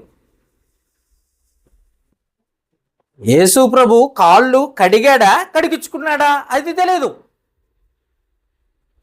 అంటే తాను తగ్గించుకొని విధేయత చూపించటం కొరకు కాళ్ళు కడిగితే వీళ్ళు డైరెక్ట్గా ఏం చేస్తున్నారు తెలుసా? వీళ్ళే కడిగేస్తున్నారు, వీళ్ళే కడిగించుకుంటున్నారు, వీళ్ళే కడిగేస్తున్నారు. వీళ్ళంతా బైబిల్ ప్రకారము వాక్య ప్రకారం ఉన్నవారా? ఆలోచించండి. ఏం నేర్చుకున్నావు సిలువను గురించి? అందుకే ఏమన్నాడు చూడండి ఒకసారి 28వ వచనం. పరిచారము చేయించుకుంటకు రాలేదు కానీ పరిచారము చేయుటకు అనేకులను ప్రతిగా విమోచన క్రయధనముగా తన ప్రాణమునిచ్చుటకు వచ్చానని చెప్పాను. ప్రతిగా మన కొరకు విమోచన క్రయధనముగా ప్రాణం పెట్టడానికి వచ్చాడట. ఒక సేవకుడు ప్రాణం పెట్టేటట్టుగా ఉండాలి దేవుని కోసం, దేవుని బిడ్డలను రక్షణ మార్గంలోకి నడిపించటం కోసం, సిలువను చూపించటం కోసం, సిలువ మార్గాన్ని చూపించటం కోసం ఏం చేయాలంటే ప్రాణత్యాగం చేసేటట్టున్నారు. కానీ వీళ్ళు బాడీ గార్డ్స్ పెట్టుకునే వాళ్ళు ఎక్కువైపోయారు. మీకు తెలుసా? కమర్షియల్ పాస్టర్లు ఎక్కువైపోయారు. వాళ్ళు యేసు ప్రభుకి ఎవరు బాడీ గార్డ్ లేదు, వీళ్ళకి మాత్రం బాడీ గార్డులు ఉండాలి. మొన్న ఒక వీడియో చూశాను యూట్యూబ్లో. ఆ అయ్యగారు వస్తా ఉంటే ముందు ఒక ఇద్దరు, వెనకొక ఇద్దరు పెద్ద పెద్ద బాడీ గార్డులు, పెద్ద బాడీలు పెట్టుకొని బాడీ గార్డ్స్ వస్తున్నారు. ఈ అయ్యగారు బైబిల్ పట్టుకొని ఊపుకుంటా వచ్చేస్తున్నాడు. అర్థమైందా? యేసు ప్రభువుకు ఉన్నారండి బాడీ గార్డ్స్. ఈ పనికి మాలినోడికి బాడీ గార్డ్స్ ఎందుకే? అంటే నీ రక్షణ కోసమా? నీ రక్షణ కోసం యేసు ప్రభు ప్రాణం పెడితే నీ రక్షణ కోసం నువ్వు బాడీ గార్డులను పెట్టుకున్నావా? ఇలాంటి వాళ్ళకు వేలకు వేలు, లక్షల లక్షలు డొనేషన్లు, మరి చందాలు పంపించటాలు, టీవీలో ప్రోగ్రాలు చూసి వీళ్ళు పోతారా పరలోకానికి? మీరు పంపించే ప్రతి రూపాయి దేవుడు లెక్కిస్తాడా పరలోకంలో? నువ్వు అనుకుంటున్నావు ఇస్తే పరలోకం పోతామని. లేదు లేదు. ఎవరు నిజము, బైబిల్ ప్రకారం వాక్య ప్రకారం ఉన్నదెవరు, వాక్య ప్రకారము లేనిదెవరు ఒక్కసారి గ్రహించు. లోకమంతా అబద్ధముతో కూడి ఉన్నది. అబద్ధమునకు జనకుడైన సాతానుగాడు ఆ అడుగుజాడల్లో నడిచే వాళ్ళు ఎక్కువైపోయారు. కాబట్టి జ్ఞాపకం చేసుకో, పరిచారము చేయటానికి కాదు, ప్రాణం పెట్టడానికి వచ్చాడని చెప్తున్నాడు. అర్థమైందా? ఇంకా సిలువను గురించి ఏం నేర్చుకుంటామంట? మన రక్షణకు అధిక వ్యయం చెల్లించబడాను. సిలువలో ఏం చేశాడట? అధికం అంటే ఎంత ఖర్చు పెట్టాలి? ఒక బాటిల్ రక్తం ఇవ్వమంటేనే పక్కనోడు ఇలేడు. నాకు చాలా మొన్న మధ్య రక్తం అవసరం అయ్యి చాలామందికి ఫోన్ చేస్తే ఏం చెప్పారు తెలుసా? నాకు ఆరోగ్యం బాగలేదు, నాకు ఆ రోగం వచ్చింది, నాకు ఈ రోగం వచ్చింది. తెలిసిన వాళ్ళే మంచి ఆరోగ్యవంతులే. ఆ సమయం వచ్చేసరికి ఏం చెప్తున్నారు తెలుసా? ఎన్నో ఏమంటారండి సాకులు చెప్తున్నారు. ఎన్నో సాకులు. సొంత వారే, బయట వారే సాకులు చెప్తారు. కానీ ఒక బాటిల్ రక్తం ఇవ్వటానికి అంత కష్టం అయిపోయింది. కానీ బాటిల్ కాదు, ప్రాణమే పెట్టేశాడు. చివరి రక్తపు బొట్టు వరకు సిందించాడట ప్రభు అయిన యేసుక్రీస్తు. అందుకే ఏమంటున్నాడు చూడండి ఒకసారి, అపోస్తల కార్యముల గ్రంథము 20వ అధ్యాయం 28వ వచనం చూడండి ఒకసారి. 20వ అధ్యాయం 28వ వచనం. దేవుడు తన స్వరక్తమిచ్చి సంపాదించుకున్నాడట నిన్ను నన్ను. రక్తమిచ్చి, రక్తములో ప్రాణం ఉంది. మనం చాలాసార్లు చదువుకున్నాం. రక్తములో ప్రాణం ఉంది. ప్రాణం పెట్టాడు ఇక్కడ. నీ కొరకు సిలువను చూడగానే నీ కొరకు ప్రాణం పెట్టిన యేసు ప్రభు గుర్తు రావాలి. ఆ సిలువ అంత ఇటు ఉండాలి, ఈ సిలువ ఎంత ఇటు ఉండాలి, ఈ చూడకో. సిలువను చూడగానే నా కొరకు ప్రాణం పెట్టిన యేసుక్రీస్తు గుర్తు రావాలంటే సిలువను గుర్తొస్తున్నాయి నీకు. ఒక ఇంటికి ప్రార్థనకు పోయి ప్రార్థన అయిపోయిన తర్వాత భోజనం పెడతానండి అయ్యగారు కాస్త కూర్చోండి అనగానే పాపం భోజనం పెడతానంటుంది.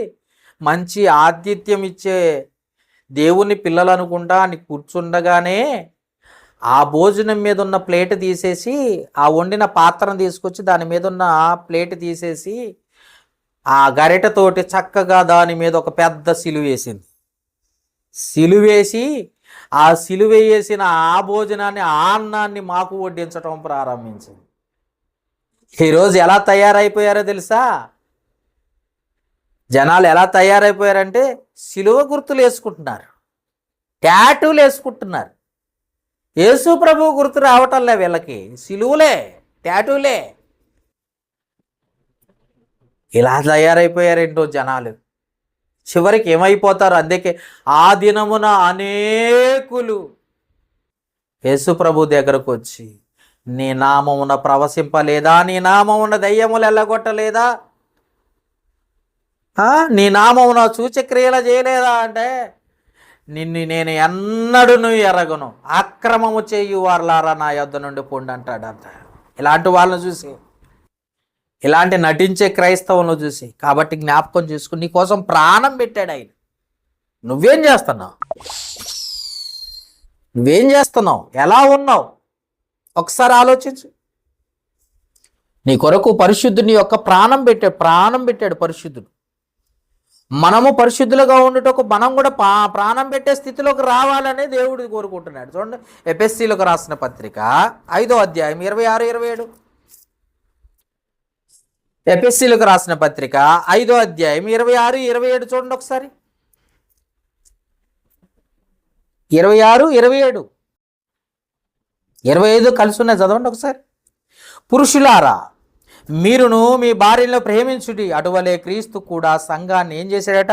ప్రేమించి అది కలంకమైనను ముడతైనను అటిది మరిది ఏదైనాను లేక పరిశుద్ధమైనది గాను నిర్దోషమైనది గాను మహిమగల సంఘము గాను ఆయన తన ఎదుట దానిని నిలబెట్టుకున్న వాళ్ళని వాక్యముతో ఉదక స్నానము చేత దాన్ని పవిత్రపరిచి పరిశుద్ధపరచుటకై దాని కొరకు తన్ను తాను అప్పగించుకొనెను అని రాసి ఉంటుంది బైబిల్లో.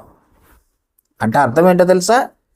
దాని కొరకు తాను బలైపోయాడు, ప్రాణం పెట్టేశాడు.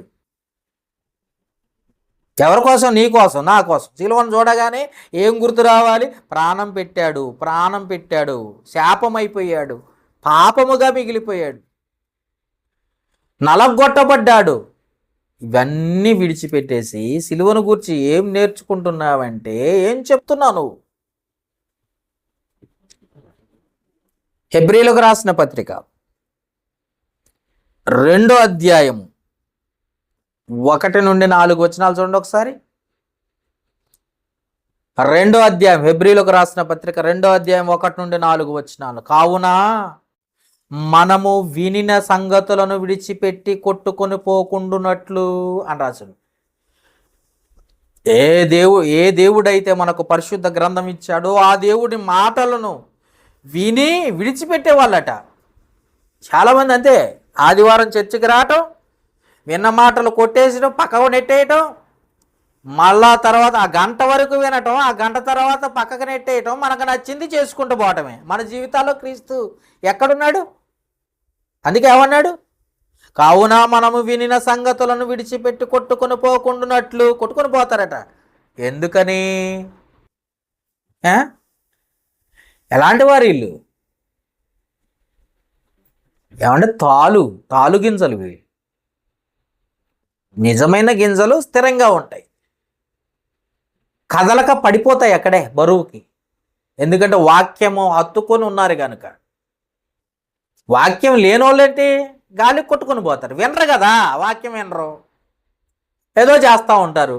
చర్చికి వస్తారు, ఏదో చేస్తూ ఉంటారు, ఎక్కడో ఆలోచిస్తూ ఉంటారు. బైబిల్ తెచ్చుకుంటారు, బైబిల్ తీయరు,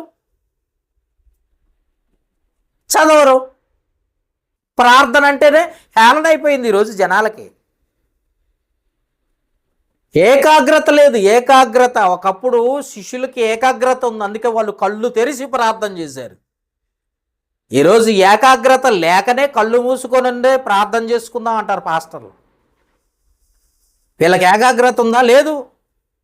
అందుకే కళ్ళు మూసుకొని అయినా ప్రార్థన చేయండి అమ్మా, ఏకాగ్రత ఉంటుంది అని అంటే కళ్ళు మూసుకోరు, ప్రార్థన చేయరు, ప్రార్థన చేసేటప్పుడు వినరు, వాక్యం చెప్పేటప్పుడు వినరు. చర్చికి వస్తే కూర్చోటం లేకటం. అందుకే కొట్టుకొని పోయేది. మళ్ళాసారి చదువున్నాను అన్నమాట. కావున హెబ్రీయులకు రాసిన పత్రిక 2వ అధ్యాయం 1వ వచనం. కావున మనము చర్చిలో వినిన సంగతులు విడిచిపెట్టి కొట్టుకొని పోకుండానట్లు వాటి యందు మరి విశేషముగా జాగ్రత్త కలిగి ఉండవలెనని. ఎవరికి చెప్తున్నాను ఈ మాటల? కొట్టుకొని పోయేది ఎవరు? వాక్యం వినని వాళ్ళ, వినేవాళ్ళ? చాలా జాగ్రత్త అందుకే మరి విశేషముగా జాగ్రత్త కలిగి ఉండాలి క్రైస్తవులు. ఎందుకనగా దేవదూతల ద్వారా పలకబడిన వాక్యము స్థిరపరచబడినందున. ఇది ఎవరు వచ్చిందో తెలుసా? దేవదూతల ద్వారా స్థిరపరచబడిందంట వాక్యం. స్థిరపరచబడినందున అది ప్రతి అతిక్రమమును అవిధేయతను న్యాయమైన ప్రతిఫలము పొంది ఉండగా ఇంత గొప్ప రక్షణ మనము నిర్లక్ష్యము చేసిన ఎడల ఎలాగూ తప్పించుకో, ప్రాణం పెట్టి బలైపోయి దెబ్బలు తిని చివరి రక్తం బొట్టుగా చిందించి ముళ్ళ కిరీటం పెట్టించుకొని యెరూషలేం వీధుల్లో సిలువను పెట్టి ఆయన మొయ్యలేని బరువు ఆయన భుజాన పెడితే మొయ్యలేక కింద పడుతూ లేస్తూ నీ కోసం ఇంత త్యాగం చేసి, ఇంత కష్టపడి, ఇంత శ్రమపడి, ఇంత బాధపడి, ఇంత శాపమైపోయి, ఇంత పాపమైపోయి నిన్ను రక్షిస్తే ఈరోజు ఇంత నిర్లక్ష్యమా దేవుని సన్నిధిలో? ఎంత నిర్లక్ష్యమా ఒక్కసారి ఆలోచించు. అందుకే ఎందుకనగా అంటూ చెబుతూ ఎంత గొప్పగా వచ్చిందో తెలుసా, ఈ వాక్యం స్థిరపరచబడిందో చెబుతూ ఇంత గొప్ప రక్షణను మనము నిర్లక్ష్యము చేసిన ఎడల ఎలాగూ తప్పించుకుందాము. తప్పించుకోవడానికి అవకాశం ఉందనుకుంటున్నావా? ఏం పర్వాలేదు, ప్రార్థన అయిపోయిన తర్వాత మన ఇష్టం వచ్చినట్టు చేస్తే సరిపోద్దులే అనుకుంటున్నావా? ఎలా తప్పించుకుంటావు? కళ్ళు లేవు అనుకున్నావు దేవుడికి. మనకంటే చూపు తక్కువ, ఎందుకంటే శరీరంతో ఉన్నాం కాబట్టి. ఆయన ఆత్మస్వరూపి,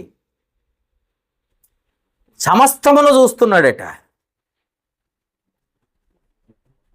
ప్రవక్త చెప్తాడు, చేతిలో ఉన్న నూలుపోగు కూడా ఆయన కనపడుతుందని. చిన్న నూలుపోగు ఉందంట, అది కూడా కనపడుతుందంట. పరలోకంలో అంత తీక్షణంగా చూస్తున్నాడు ఆయన. నువ్వు చేసే క్రియలు, నీ మాటలు, నీ ఆలోచనలు, దేవుని సన్నిధికి వచ్చి నువ్వు చేస్తున్న ప్రతి పని ఆయన కనపడదా? అనుకుంటున్నావు ఆయన లేడని? ప్రపంచం మొత్తం నమ్ముతుంది. ఇంకా నమ్ముతుంటే ఆ నమ్మకాన్ని వమ్ము చేయడానికి అడ్డం తిరుగుతున్నారు, కోటలకు కొడుతున్నారు, చర్చిలను కూలగొడుతున్నారు. నిజంగా ఆయనే నిజమని నమ్ముతున్న ప్రతి వారిని ఆటంకపరుస్తున్నారు లోకంలో. ఎందుకో తెలుసా? ఆయనే సత్యమని, ఆయనే జీవమని, ఆయనే మరణానికి నడిపించేవాడు కూడా ఆయనే. ప్రపంచం మొత్తం నమ్ముతుంటే ఈరోజు క్రైస్తవులమని పేరు చెప్పుకుంటాం. ప్రతి వారు నీకిచ్చిన రక్షణను నమ్మావు కదా, బాప్తిసం తీసుకున్నావు కదా, నిర్లక్ష్యం చేస్తూ ఒప్పుకుంటాడా, తప్పించుకుంటావా? పోనీ ఏం చేస్తావు? ఒకసారి ఆలోచించుకో. కొరింథీయులకు రాసిన మొదటి పత్రిక 6వ అధ్యాయము 19వ వచనం చూద్దాం. 19-20 వచనాలు. కొరింథీయులకు రాసిన మొదటి పత్రిక 6వ అధ్యాయం 19-20 వచనాలు చూద్దాం ఒకసారి. 6వ అధ్యాయము 19-20 వచనాలు. మీ దేహము దేవుని వలన మీకు అనుగ్రహింపబడి మీలోనున్న పరిశుద్ధాత్మక ఆలయమై ఉన్నదని మీరు ఎరగరా? మీరు మీ సొత్తుగారు, మీకు నచ్చినట్టు చేయడానికి మీ సొత్తుగారు, విలువ పెట్టి కొనబడిన వారు గనక. ఏం విలువ పెట్టి? రక్తం పెట్టి, ప్రాణం పెట్టి కొనబడిన వారు గనక మీ దేహముతో దేవుణ్ణి మహిమపరచుడి అన్నాడు. ఎక్కడ అర్థమైందా? మనం ప్రాణం పెడితేనే తప్ప మనం రక్షణలోకి రాలే. రక్తం చిందిస్తే తప్ప మనకు విమోచన కలగలేదు. సాతాను గురించి మీకు తెలియదు. అలా విడిపించిన ప్రతి వాడిని కూడా మళ్ళీ వాడి మార్గంలోకి నడిపించవాలని వాడు చాలా గొప్ప ప్రయత్నాలు చేస్తున్నాడు. నిబ్బరం కలిగి ధైర్యంగా ఉండండి, మీ విరోధి ఎవరిని మింగుదురా అని తిరుగుతున్నాడు. ఆల్రెడీ రక్షణలోకి వచ్చిన వాడిని కూడా మింగాలని చూస్తున్నాడంట. రక్షణలోకి వచ్చినావు ఇంకా దేవుడు, ఎందుకంటే ఇప్పుడు క్రీస్తు యేసునందు ఉన్న వారికి ఏ శిక్షా విధి లేదు అని చదువుతారు కదా చాలామంది. నిన్ను నువ్వు కాపాడుకోవాల్సిన, అందుకే ఎంత నిర్లక్ష్యం చేస్తేనే కాపాడుకోలేని పరిస్థితి. నీ రక్షణ నువ్వు నిర్లక్ష్యం చేసావనుకో, నిన్ను నువ్వు కాపాడుకోవాల్సిన బాధ్యత నీకుంది. అర్థమైందా? ప్రాణం పోద్దని తెలిసి లారీ వస్తున్నప్పుడు ఎదురుగా పోతావా? వాడెవడో చెప్పాడు ట్రైన్కు నువ్వు ఎదురుపోయినావా, లేకపోతే ట్రైన్ నీ ఎదురుగా వచ్చినా నువ్వే వస్తావని. లోకంలో వాడి శక్తి అంత ఉంది, సాతానుగాడి శక్తి. కాబట్టి నిన్ను నువ్వు కాపాడుకోవాల్సిన బాధ్యత ఉంది. నిన్ను నువ్వు కాపాడుకోవాలి, నీ రక్షణను కూడా కాపాడుకోవాలి. ఎప్పటి వరకు కాపాడుకోవాలి? మరణం వరకు కాపాడుకోవాలి. ఈ మధ్యలో జరిగిన కాలంలో ఎప్పుడైనా సాతానుగాడు నిన్ను తన వశం చేసుకోవచ్చు. ఎప్పుడైనా సాతాను వాడి వైపు మళ్ళించుకోవచ్చు. మాట చేత, క్రియ చేత, ఆలోచన, తలంపుల చేత ఏ విషయంలోనైనా నిన్ను పడగొట్టడానికి కూడా సిద్ధంగా ఉన్నాడు. ఆఖరికి కష్టాల వైపు తీర్చకపోయి ఆ కష్టాల్లో చింతపడుతున్నావా? చింతపడొద్దని నీ చింత యావత్తు ఆయన మీద వేయమంటే నువ్వు చింతపడ్డావు అనుకో, వాడి వైపు తిరిగినట్టే నువ్వు. పౌలు గారు, నేను చెప్పాను పోయిన వారము మొన్న చెప్పాను కదా, బోండాలతో బిగించి గొలుసులతో కట్టి కొట్టి తీసుకొచ్చి జైల్లో వేస్తే అసలు సోయి తప్పిపోయి పడిపోయారట, సొమ్మసిల్లిపోయి పడిపోయారట. అంతగా కొట్టారు పనికిమాలినోళ్ళు. రక్తాలు వస్తున్నాయట శరీరం మీద నుండి కారుతున్నా. అలాంటి వాళ్ళకి కనికరించకుండా, వాళ్ళు చేసేది తప్పేం లేదు, సువార్త ప్రకటించారు పౌలు గారు, శీల గారు. అలా కొట్టి తీసుకొచ్చి జైల్లో పెడితే మళ్ళీ జైల్లో పెట్టిన వాళ్ళు కదులుతారేమోనని బోండాలతో బిగిస్తే ఆ బిగించినప్పుడు వారు అసలు వారికి అర్ధరాత్రి మెలకు వచ్చినప్పుడు ఆ కష్టములో కూడా దేవునికి కీర్తనలు పాడారు, పాటలు పాడి మహిమపరిచారట. అర్థమైందా? అంత అంత కష్టపడి కూడా దేవుని విడిచిపెట్టలేదు. తమను తాము తమ విశ్వాసాన్ని కాపాడుకున్నారు. అంత శ్రమల్లో కూడా తమ విశ్వాసాన్ని కాపాడుకున్నారు. ఎందుకంటే ఈ దేహము దేవుని వలన మనకు అనుగ్రహింపబడింది. ఈ దేహముతో దేవుని మహిమపరచాలి. ఎంత కష్టమైనా సరే, ఎన్ని గాయాలైనా దేవుని మహిమపరచడానికి ఉపయోగించాలి. అర్థమైందా? కొరింథీయులకు రాసిన పేతురు రాసిన మొదటి పత్రిక చూద్దాం. పేతురు రాసిన మొదటి పత్రిక 1వ అధ్యాయం 18-19 వచనాలు. పేతురు రాసిన మొదటి పత్రిక 18-19 వచనాలు చదువుదాం.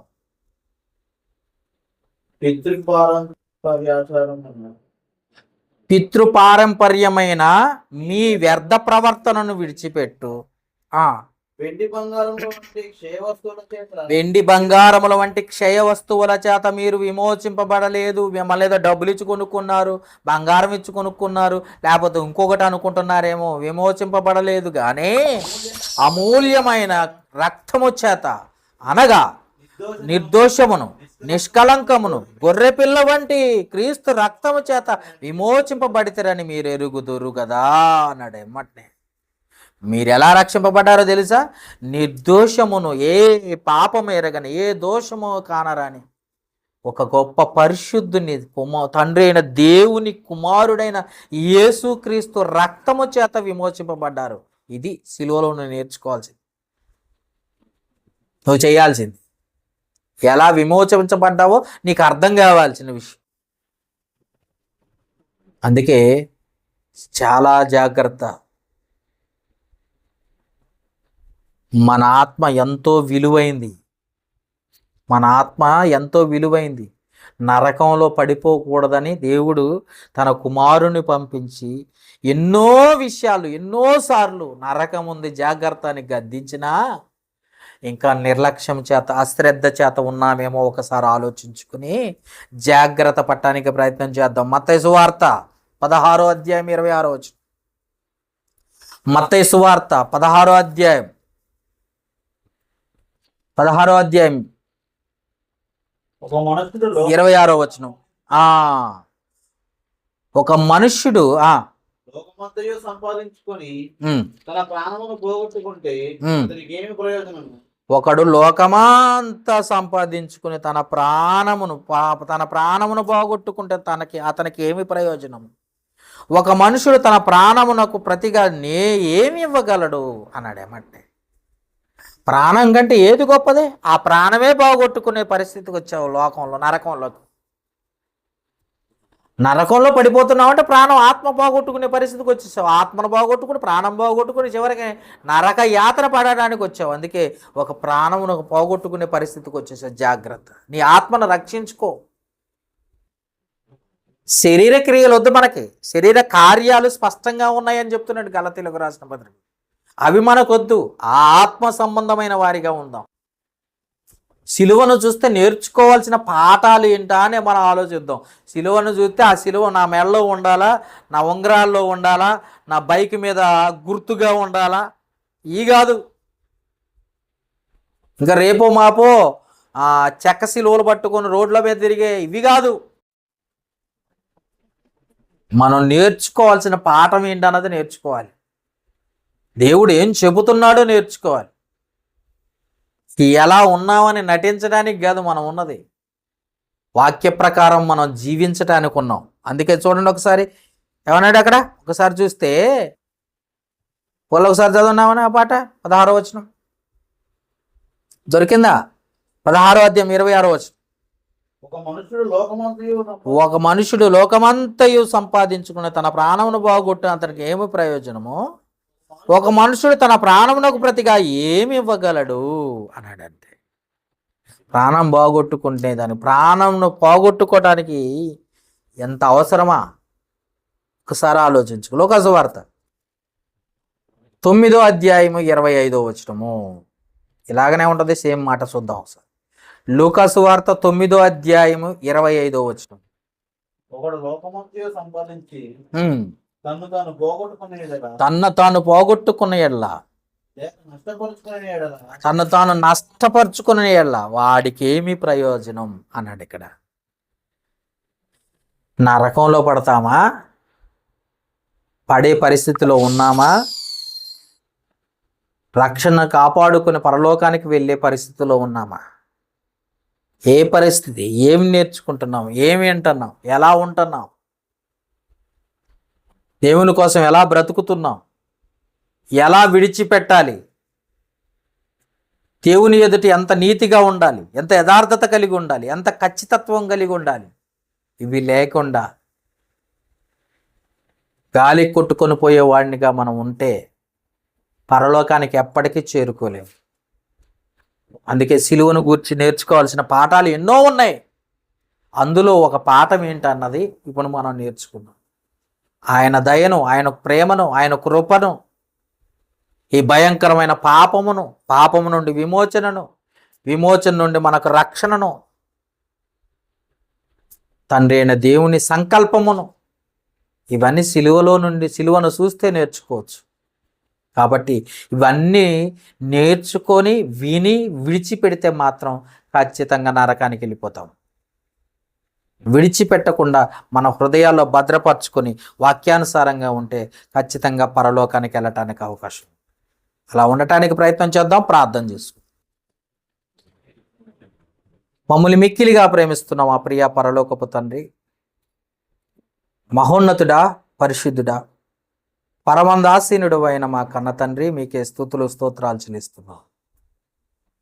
ఈ పరిశుద్ధ దినం మీరు ఎన్నో విషయాలను, సిలువను గూర్చి మేమేం నేర్చుకోవాలనే విషయంలో ఎన్నో విషయాలను మాకు బయలుపరిచి తెలియజేసి జ్ఞానాన్ని కలగజేసిన విధానమును బట్టి కృతజ్ఞతలు. ఇటు మాటలు విని విడిచిపెట్టేవారిగా ఉండక ఈ మాటలు ప్రతి హృదయములో పడి ఫలించున్నట్లుగా సహాయించి ప్రతి బిడ్డ తమ జీవితాలను చక్కదిద్దుకున్నట్లుగా కృప చూపించమని వేడుకొనిచున్నాను తండ్రి. ప్రతి వారు కూడా నిన్ను ఎరిగి సత్యములోనికి వచ్చేవారిగా నీ బిడ్డలను సిద్ధపరచుకోమని వేడుకుంటూ ఇటు వారిని, వినేవారిని, చూసేవారిని కూడా దీవించి ఆశీర్వదించి నీ మార్గంలో నిలబెట్టుకుని ఘనత పొందమని వేడుకుంటూ ఈ మనవులు మా ప్రభువును రక్షకుడు క్రీస్తు యేసు నామములో అడిగి వేడుకొనుచున్నాము మా పరమ తండ్రి. ఆమెన్.